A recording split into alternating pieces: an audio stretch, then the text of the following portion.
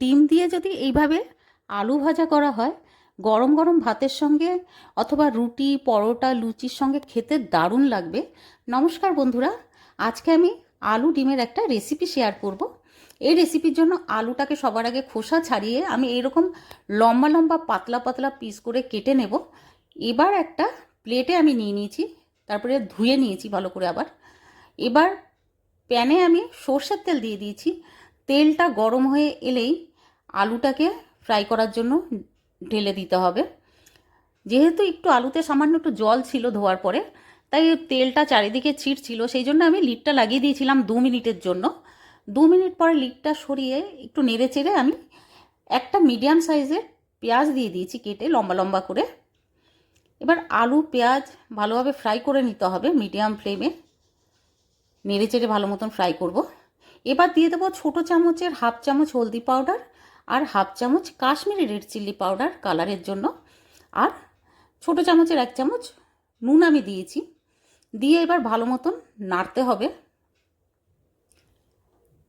নাড়তে নাড়তে যখন এইরকমটা হয়ে আসবে, দেখুন, আর আমি লিডটা লাগাবো না। এবার আমি দিয়ে দেবো কাঁচা লঙ্কা কুচি।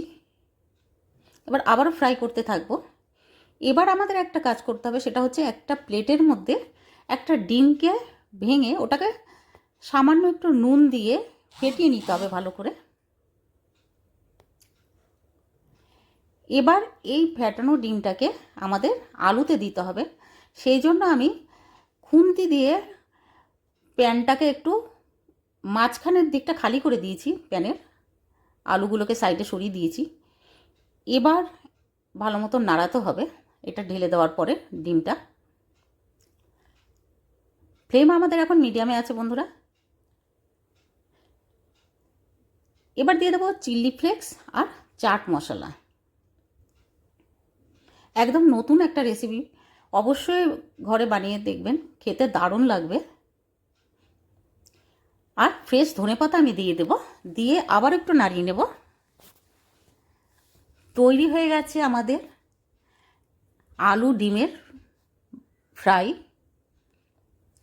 বন্ধুরা, ভিডিওটা ভালো লাগলে প্লিজ লাইক ও সাবস্ক্রাইব করে দেবেন। আর পুরো ভিডিওটা দেখার জন্য অনেক অনেক ধন্যবাদ।